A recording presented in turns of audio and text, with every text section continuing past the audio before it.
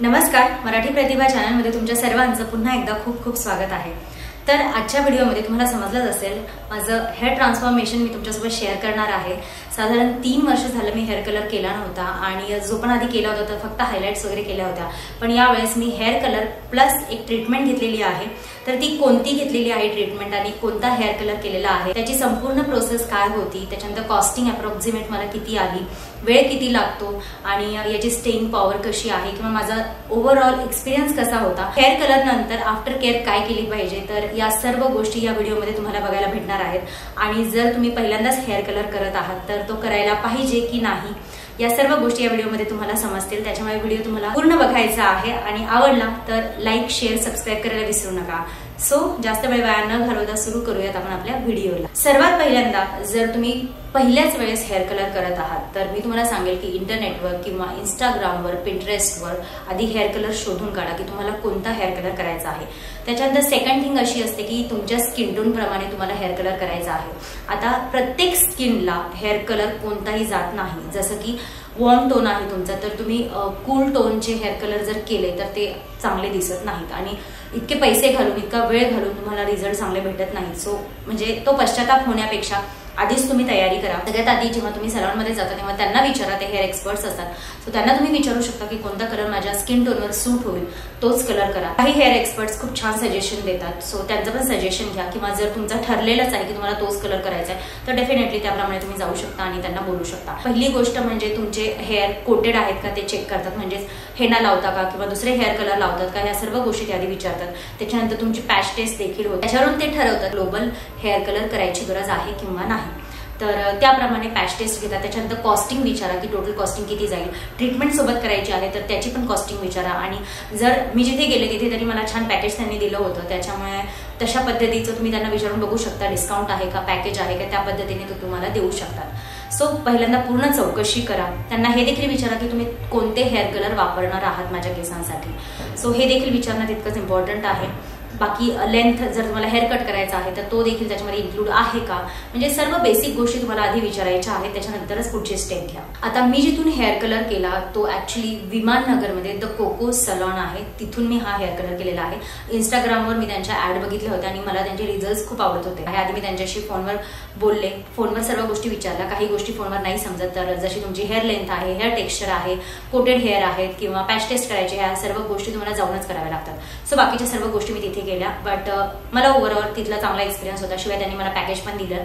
So approximate cost काय आली पुढे मी तुम्हाला सांगणारच आहे शेवटी, पण आधी आपण प्रोसेस बघूया। प्रोसेस सुरू करताना सगळ्यात आधी मी जसं सांगितलं त्यांनी माझ्या केसांची पॅच टेस्ट केली, कारण माझे हेअर जे आहेत ते कोटेड होते। मी नुपूर हेना लावत होते, म्हणजे मेहंदी तुम्हाला माहिती मी खूप लावत होते आणि नॉर्मल दुसरे पण हेअर कलर मध्ये आधी मी लावलेले होते। सो पॅच टेस्ट केली, पण पॅच टेस्ट केल्यानंतर माझे हेअर कलर झाले, त्याच्यामुळे त्यांना पूर्ण ग्लोबल कलर करायची गरज पडली नाही। त्यांनी केला ग्लोबल कलर, पण तो एका हेअर वॉश मध्ये केला, तर तो एका इझी वेनी केला। जर पॅच टेस्ट व्यवस्थित नाही झाली, म्हणजे जर हेअर कलर चढला नाही तर तुमच्या हेअरला पूर्ण ग्लोबली त्यांना कलर करावा लागतं आणि त्याला ऑफकोर्स कॉस्ट थोडी जास्त लागते आणखी, पण ते डिपेंड आहे। मी जसं सांगितलं की कॉस्टिंग पूर्ण हेअर टू हेअर डिपेंड असते की एक्झॅक्ट मी तुमच्या केसांना किती कॉस्ट येईल हे सांगू नाही शकणार।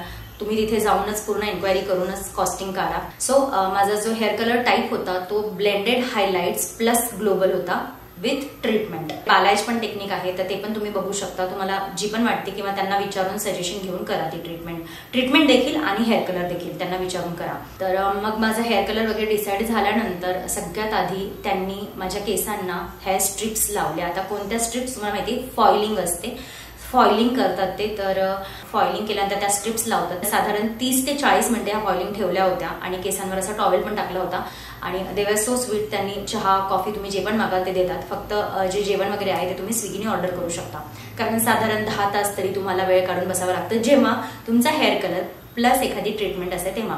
जर फक्त हेअर कलर असेल तर 5 ते 6 तासात देखील होतं। 30 ते 40 मिनिटं हे फॉइलिंग राहिल्यानंतर केसांवर आपला हेअर वॉश करून देतात ते, आणि हेअर वॉश करताना ऍक्च्युली त्यांनी एक क्रीम किंवा कलर म्हणा तर ते वापरलं, त्याच्या टोनिंग म्हणतात त्यांच्या भाषेमध्ये।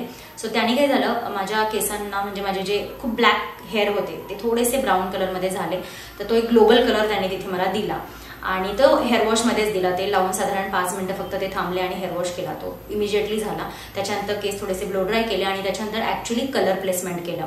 तर हे कलर प्लेसमेंट त्यांनी पूर्ण पार्टिशन करून व्हिडिओमध्ये बघताय त्याप्रमाणे पूर्ण केसांना कलर पार्टिशन म्हणजे कलर लावतात आणि रब करतात केसांवर तो कलर.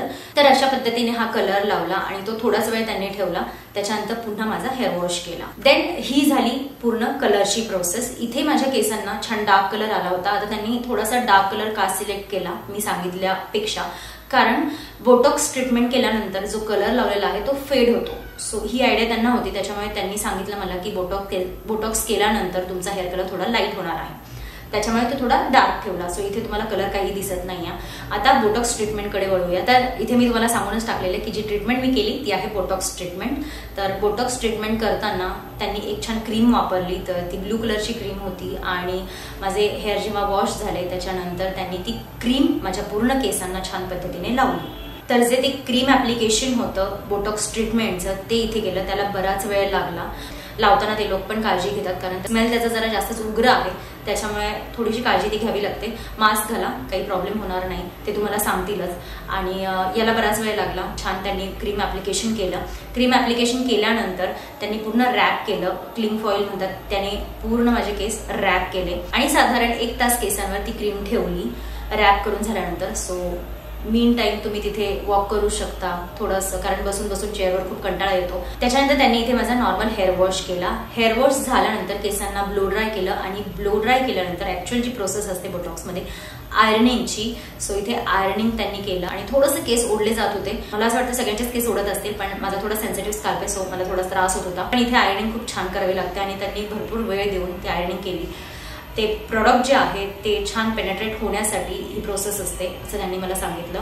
सो खूप छान पद्धतीने माझे केस तेव्हा झाले आणि खूप हेवी टेक्स्चर वाटत होतं तेव्हा केसांचा आणि कलर पण खूप लाईट वाटत होता. पण मला त्यांनी दुसऱ्या दिवशी बोलवलं होतं. आता सगळ्यात महत्त्वाची गोष्ट मी तुम्हाला सांगते की हे जरुरी नाहीये की hair treatment plus hair colour तुम्हाला एकाच दिवशी करायचा आहे. मला एकाच दिवशी करायचा होता. बेसिकली हेअर कलर झाल्यानंतर 2 ते 3 दिवसांनी बोटॉक्स ट्रीटमेंट ते करवतात, पण मला अर्जंट करायचा होता. त्याच्यामुळे त्याच दिवशी आमची ही सर्व प्रोसेस झाली आणि त्याच्यामुळे माझा जो हेअर कलर होता तो डार्क त्यांनी घेतला आणि त्याच्यानंतर तो थोडा बोटॉक्समुळे लाईट झाला, पण पुन्हा त्यांनी तो बरोबर केला. ते पुढे मी तुम्हाला सांगते. जेव्हा हे आयर्निंग झालं त्याच्यानंतर त्या दिवशीची प्रोसेस माझी झाली पूर्ण. सो त्याच्यानंतर मी घरी आले आणि मला त्याच्यानंतर त्यांनी दुसऱ्याच दिवशी बोलवलं. म्हणजे 24 तासांचा गॅप आपल्याला द्यायचा होता. त्यांनी मला तिथे सांगितलं की हेअर जास्त टाय करू नका, जास्त टाईट न करता रबर बँड लावू शकता फक्त, अदरवाईज मोकळेच सोडा पूर्ण 1 दिवस. ऍक्च्युली जेव्हा कलर झाला त्याच्यानंतर मला इमिजिएटली असं वाटत होतं की कलर थोडासा लाईट वाटतोय माझ्या चेहऱ्यासाठी. पण मी त्यांना विचारलं की या कलरला आपल्याला दुसऱ्या दिवशी डार्क करता येईल का, तर ते बोलले हो आपण डार्क करू शकतो या कलरला. दुसऱ्या दिवशी मी गेल्यानंतर सगळ्यात आधी त्यांनी माझी आयर्निंग केली आणि मी जसं सांगितलं की कलर मला थोडासा डार्क हवा होता, हे मी ठरवूनच गेलते की थोडा अजून आपण 1 शेड डार्क करू कलर, कारण परत तो लाईट होतो जेव्हा आपण हेअर वॉश करत राहतो. तो लाईट झाल्यानंतर असा दिसला तर गुड होतं, पण मला एकदम तोच कलर नको होता, तो थोडासा लाईट वाटत होता. दुसऱ्या दिवशी मी गेल्यानंतर त्यांनी सगळ्यात पहिल्यांदा माझ्या केसांची पुन्हा आयर्निंग केली. त्याच्यानंतर हेअर वॉश केला. हेअर वॉश करतानाच त्यांनी माझ्या केसांवर एक हेअर कलर लावला आणि म्हणजे टोनिंग म्हणतात त्याला. तर तो त्या कलरने माझे जे केस आहेत त्यांचा कलर थोडासा डार्क झाला. म्हणजे मला जो डिझायर्ड कलर हवा होता तो मला भेटला. ते लावल्यामुळे मग मला कुठेतरी चांगलं वाटायला लागलं की हा मला जो पाहिजे तोच कलर भेटला. सो हे पण करू शकतो आपण. आणि त्याच्यानंतर पुन्हा मला हेअरकट देखील करायचा होता. सो हेअर वॉश झाल्यानंतर आणि कलर प्लेसमेंट झाल्यानंतर फक्त 5 मिनिटं मला त्यांनी थांबायला लावलं आणि लगेच हेअर वॉश करून टाकला. आणि त्याच्यानंतर मग हेअरकट केला, इन्व्हर्टेड लेअर कट केला जो यू टाईपमध्ये होता. सो हेअरकट झाला आणि त्याच्यानंतर फायनल फक्त ब्लो ड्राय केले माझे केस. That's it. दुसऱ्या दिवशी मला 1 ते 1.5 तास लागला या सर्व प्रोसेसला, पण पहिल्या दिवशी साधारण 9 तास तरी माझे गेले असतील. बट म्हणजे तेच, त्यांची मेहनत पण भरपूर आहे, त्याच्यामुळे कॉस्टिंग पण ते तितकंच घेतात. आणि अप्रॉक्सिमेटली मी तुम्हाला कॉस्टिंग सांगते, 15K वर पकडा जर तुमची हेअर लेंथ पण असेल तर. इनफॅक्ट म्हणजे पॅकेज ते देतील जर तुम्ही दोन्ही ट्रीटमेंट घेतल्या तर.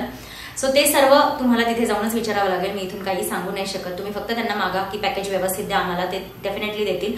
आणि मला पण त्याच पद्धतीने दिलं. ओव्हरऑल मला एक्सपिरियन्स म्हणजे खूप चांगला वाटला. तुम्ही माझे हेअर बघूच शकताय, एकदम खरंच सुंदर झालेले आहेत. आता याच्यानंतर आफ्टर केअर काय काय करायची हे पण त्यांना विचारून या, जसं की किती दिवसांनी हेअर वॉश करायचा.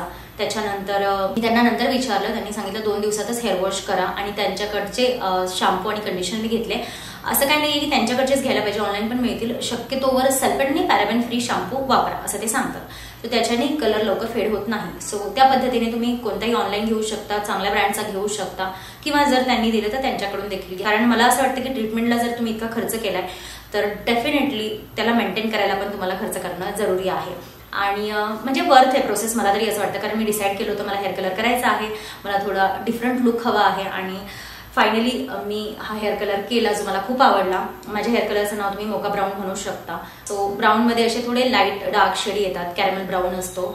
सो तुम्ही ते सर्च करा आणि बघा किंवा त्यांना विचारा, त्याच्यातून तुम्हाला सजेशन नक्कीच चांगले मिळतील. हेअर कलरची आणि बोटॉक्स ट्रीटमेंटची स्टेइंग पॉवर जी आहे ती त्यांनी मला सांगितली की तुम्ही जितकं याला मेंटेन कराल प्रॉपरली तितकी जास्त राहील. आता मी माझ्या फ्रेंड्स पण बघितले आहे, 1-1 वर्ष त्यांचे छान केस राहिलेले आहेत बोटॉक्स नंतर देखील. आणि हेअर वाढतात तसं फक्त हेअर कलर खाली येतात आणि थोडंसं लाईट होतं, ते कॉमन आहे तितकं होणं. पण तेच की तुम्ही किती मेंटेन ठेवता त्याला त्याच्यावर पण डिपेंड आहे. आता बोटॉक्स ट्रीटमेंट ही मी पहिल्यांदाच केलेली आहे, त्याच्यामुळे मी तुम्हाला सांगू नाही शकत की माझे किती दिवस गेले. जेव्हा तुम्हाला दिसेलच आणि हळूहळू मी तुमच्यासोबत ते शेअर देखील करेल. सो किती महिने ही बोटॉक्स ट्रीटमेंट जाते हे तुम्हाला समजेलच पुढच्या व्हिडिओजमध्ये आणि मी डेफिनेटली ते तुमच्यासोबत शेअर करेन.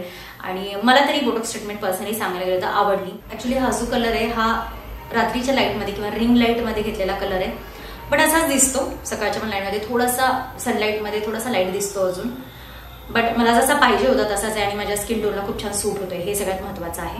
आता आणखीन एक महत्वाची गोष्ट म्हणजे जर तुमचे हेअर ग्रे असतील, पांढरे असतील तर हेअर कलर केल्यानंतर तुमच्या केसांना म्हणजे पुढे हेअर जेव्हा तुमचे वाढतील तेव्हा रूट टचअपची गरज पडते. तर अशा वेळी तुम्हाला रूट टचअप करणं गरजेचं आहे आणि कोणताही दुसरा कलर वापरायचा नाही. त्यांनी ते जे कलर लावतात तेच ते सजेस्ट करतात, त्यांचे नेम्स तुम्हाला देतात किंवा दुसऱ्या ब्रँडचे नेम्स देतात आणि ते कलर तुम्ही लावायचे आहेत. सलॉनमध्ये जाऊन ते लावून घ्यायचं आहे तुमच्या केसांना. जर तुमचे ब्लॅक हेअर आत नाही येतील, तुम्हाला रूट टचअपची इतकी इच्छा नसेल तर डेफिनेटली तुम्ही स्किप करू शकता, तुमचे जर ग्रे हेअर नसतील तर. पण ज्या लोकांचे ग्रे हेअर आहेत त्यांना रूट टचअप करणं जरुरी आहे आणि जेव्हा रूट टचअप करता तर तेव्हा तुम्ही जे शेड वापरलेले आहेत त्यांची नावं तुम्हाला माहित असणं जरुरी आहे. हा, आणि आणखीन एक सगळ्यात महत्वाचा मुद्दा माझा सांगायचा राहून गेला प्रोसेसमधलाच, तो म्हणजे की जर तुमचा हेअरफॉल होत आहे म्हणजे सिव्हिअर हेअरफॉल जर तुम्हाला आहे तर मी सांगेल की हेअर कलर करायला जाऊ नका. कारण की खूप हेअरफॉल होतो जेव्हा तुम्ही म्हणजे ती प्रोसेस असते तेव्हा हेअरफॉल होतो. कारण 3-4 वेळा तुमचे हेअर वॉश होतात, त्याच्यानंतर खूप कोम्बिंग होतं, त्याच्यामुळे कुठेतरी जास्त हेअरफॉल होतो. पण जर मीडियम हेअरफॉल असेल तर इट्स ओके, मीडियम हेअरफॉल असेल तर मॅनेजेबल आहे. सो तितकं असेल तर ठीक आहे, डेफिनेटली करू शकता. तर मैत्रिणींनो, हा होता माझा आजचा व्हिडिओ आणि माझ्या हेअर कलर बद्दल, ट्रीटमेंट बद्दल मी सर्व गोष्टी तुम्हाला सांगितलेल्या आहेत. आय होप तुम्हाला याची मदत होईल आणि तुम्हाला माझं हे हेअर ट्रान्सफॉर्मेशन आवडलं असेल तर प्लीज कमेंटमध्ये मला सांगा की हा हेअर कलर किंवा हे हेअर ट्रान्सफॉर्मेशन मला खूप छान दिसत आहे. नक्की मला तुमच्याकडून ऐकायला आवडेल आणि हा व्हिडिओ तुम्ही पूर्ण बघितला शेवटपर्यंत त्याच्याबद्दल मनापासून आभार.